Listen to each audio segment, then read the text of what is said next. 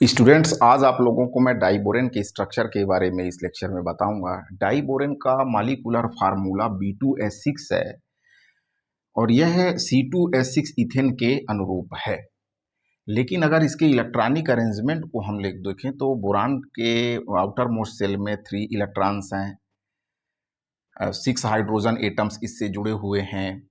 अब ये 3 इलेक्ट्रॉन्स होने के कारण ये 3 हाइड्रोजन एटम्स के साथ ये प्रत्येक जो बोरान परमाणु है, एटम है, वो नॉर्मल BH बॉन्ड बना सकता है इस तरीके से।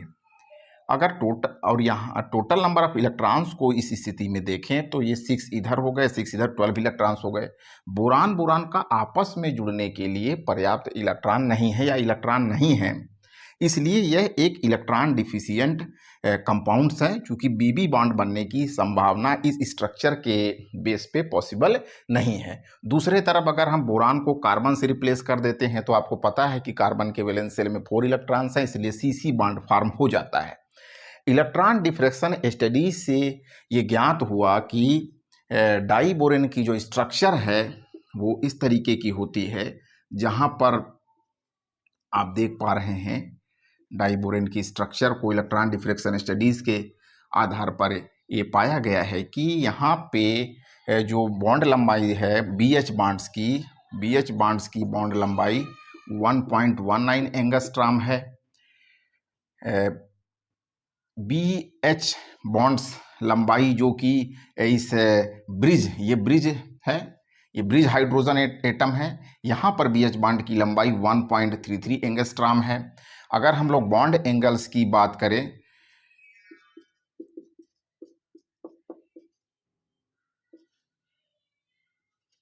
बॉन्ड्स एंगल की बात करें तो यहाँ पे जो HBH बॉन्ड है, HBH बॉन्ड का जो बॉन्ड एंगल है वो 97 एंगस डिग्री है।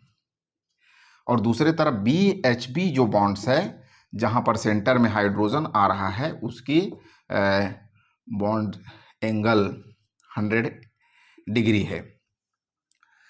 NMR स्टडी से ये पाया गया कि जो ये 4 हाइड्रोजन एटम हैं वो अलग प्रकार के हैं और ये 2 हाइड्रोजन ये 4 हाइड्रोजन एटम्स अलग टाइप के हैं और ये 2 हाइड्रोजन एटम अलग टाइप के हैं। इनका रिएक्शंस के थ्रू भी यह पाया गया कि हाइड्रोजन एटम्स को इन 4 हाइड्रोजन एटम्स को मिथाइल ग्रुप के द्वारा रिप्लेस किया, ऐसा जिसको मेथिलीकरण कहते हैं। तो इस तरीके से इस डाइबोरेन की स्ट्रक्चर्स में ये 4 हाइड्रोजन एटम्स इस तरीके से टर्मिनल हो गए। मैं इनको HT लिख रहा हूँ, यहाँ पे टर्मिनल हाइड्रोजन एटम्स है, टर्मिनल बॉन्ड्स है, और ये जो हाइड्रोजन एटम है ये ब्रिजिंग हाइड्रोजन है। अब इस स्ट्रक्चर्स को अगर हम लोग देखें तो हाइड्रोजन के पास 1 इलेक्ट्रॉन होता है, ईच हाइड्रोजन एटम्स है 1 इलेक्ट्रॉन, और बोरान इस तरीके से बॉन्ड्स बनाता है, इस तरीके से बॉन्ड्स बनाएगा कि एक बोरान 2 बोरान एटम में से एक बोरान यहाँ पे इलेक्ट्रॉन कंट्रीब्यूट कर रहा है। जब BHB बॉन्ड बनता है तो टोटल नंबर जब इलेक्ट्रॉन्स हो गए तो वो 2 इलेक्ट्रॉन्स हो गए। यहाँ पर भी इसी तरीके से स्थिति है कि यहाँ पर ये बोरान इस BHB बॉन्ड में ये बोरान एटम कंट्रीब्यूट कर रहा है, हाइड्रोजन के पास सिंगल इलेक्ट्रॉन तो है ही, तो इस तरीके से यहाँ पे BHB बॉन्ड्स बनने में टोटल नंबर ऑफ इलेक्ट्रॉन्स 2 है, टोटल नंबर ऑफ इलेक्ट्रॉन्स 2 है। तो यहाँ पे 2 टाइप्स के बॉन्ड्स आप देख रहे हैं।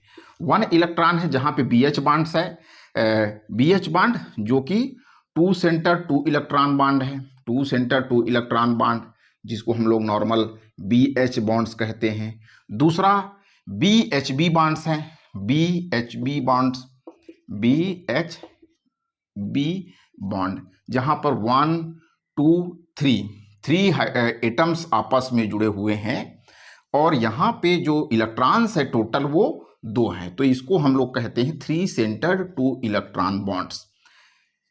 तो ये डाइबोरेन की स्ट्रक्चर हुई। अब इसको हम लोग हाइब्रिडाइजेशन के बेस पे समझेंगे कि ये 3 सेंटर 2 इलेक्ट्रॉन बॉन्ड्स कैसे डेवलप होता है।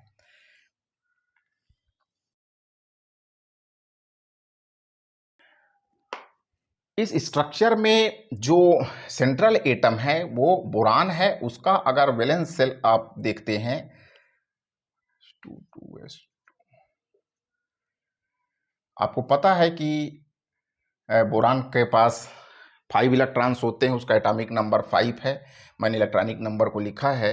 आउटर मोस्ट सेल का अगर हम लोग कॉन्फ़िगरेशन देखें, जिसको वैलेंस सेल भी कहते हैं, तो इस तरीके से यहाँ पे 2 इलेक्ट्रॉन्स हैं, p ऑर्बिटल में 1 इलेक्ट्रॉन है, बाकी 2 p ऑर्बिटल्स खाली हैं। ये ग्राउंड स्टेट में है, आपको पता है। और एक्साइटेड स्टेट में जब ये 1 इलेक्ट्रॉन जंप करके यहाँ से यहाँ चला गया, 2s से 2p में चला गया, तो ये 1, 2 एंड 3 इलेक्ट्रॉन, ये 2s है और ये 2p ऑर्बिटल्स है। 1 इलेक्ट्रॉन के 2s से 2p में चले जाने से इस तरीके से 3 इलेक्ट्रॉन्स हो गए।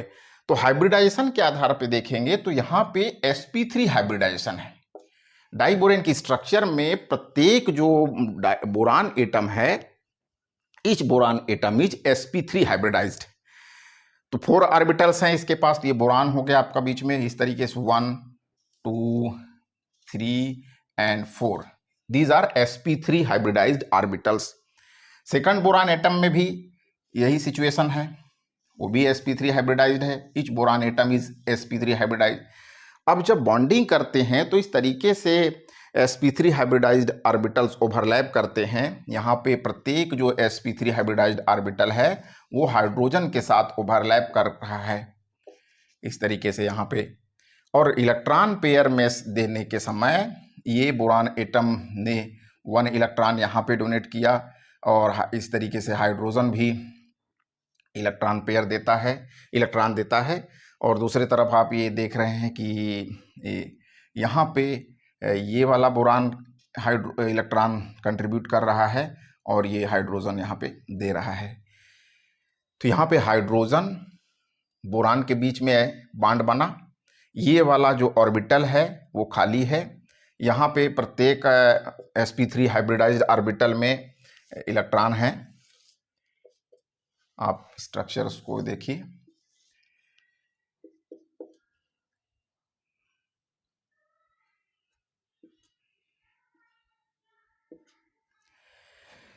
तो डाइबोरेन के स्ट्रक्चर को आप देख रहे हैं। कार्बन एटम के 4 sp3 हाइब्रिडाइज्ड ऑर्बिटल्स हैं, जिसमें से 3 sp3 हाइब्रिडाइज्ड ऑर्बिटल्स में 1 इलेक्ट्रॉन है। एक चौथा जो sp3 हाइब्रिडाइज्ड ऑर्बिटल है वो वेकेंट है। दूसरे एटम के पास भी इसी तरीके से है, 4 sp3 हाइब्रिडाइज्ड ऑर्बिटल्स में से 3 में इलेक्ट्रॉन है, 1 वेकेंट है। जब वो ओवरलैपिंग करते हैं sp3 हाइब्रिडाइज्ड ऑर्बिटल्स, तो इस तरीके से ओवरलैप करते हैं कि एक बोरान एटम का sp3 हाइब्रिडाइज्ड ऑर्बिटल में इलेक्ट्रॉन रहता है और दूसरी तरफ हाइड्रोजन के पास सिंगल इलेक्ट्रॉन है। दूसरे तरफ भी इस तरीके से ओवरलैपिंग होती है 3 सेंटर 2 बॉन्ड बनने के लिए कि एक ऑर्बिटल sp3 खाली रहता है, दूसरे बोरान का sp3 ऑर्बिटल्स में 1 इलेक्ट्रॉन रहते हैं। तो यहाँ पे 3 सेंटर्ड 2 इलेक्ट्रॉन बॉन्ड बन गया। तो डाइबोरेन एक ही बहुत ही इम्पॉर्टेंट मॉलिक्यूल है और एग्ज़ाम के हिसाब से भी ये काफ़ी इम्पॉर्टेंट रहता है। बेसिक फर्स्ट ईयर के सिलेबस में इनऑर्गेनिक में ये है। तो डाइबोरेन की स्ट्रक्चर्स में आप देख रहे हैं कि यहाँ पे ये नॉर्मल बॉन्ड हो गया, जहाँ पे 3 एटम्स आपस में जुड़े हुए हैं, 3 एटम्स जुड़े हैं। ये बोरान का sp3 हो गया, sp3 ऑर्बिटल जो कि खाली है, और दूसरे तरफ की जो बोरान का sp3 ऑर्बिटल्स है उसमें 1 इलेक्ट्रॉन है। यहाँ भी इस तरीके से यहाँ पे sp3 ऑर्बिटल है ये, और sp3 ऑर्बिटल, तो एक का ऑर्बिटल में 1 इलेक्ट्रॉन है, दूसरा खाली है, और यहाँ पे नॉर्मल हाइड्रोजन एटम के साथ ये बॉन्ड्स बना करके 2 सेंटर्ड 2 इलेक्ट्रॉन बॉन्ड या नॉर्मल BH बॉन्ड बनता है। तो ये 1 2 3 ये 4 3 4 1 2 3 4 ये 4 इस तरीके से नॉर्मल BH बॉन्ड्स हो गए। BHT बॉन्ड हो गया जहाँ पे टर्मिनल हाइड्रोजन कह रहे हैं हम लोग, और इसको BHB बॉन्ड बोलते हैं जहाँ पे ये ब्रिजिंग। इसकी स्ट्रक्चर्स को इस तरीके से भी दिखाते हैं। तो ये बनाना स्ट्रक्चर लगता है और इस बॉन्ड को बनाना बॉन्ड भी कहते हैं। ये ब्रिजिंग बॉन्ड्स को बनाना बॉन्ड कहते हैं। इस तरीके से भी ये दिखाया जाता है। तो ये जो ब्रिजिंग बॉन्ड है उसको बनाना बॉन्ड भी कहते हैं। तो इस लेक्चर्स में इतना ही। आप thank you for watching this.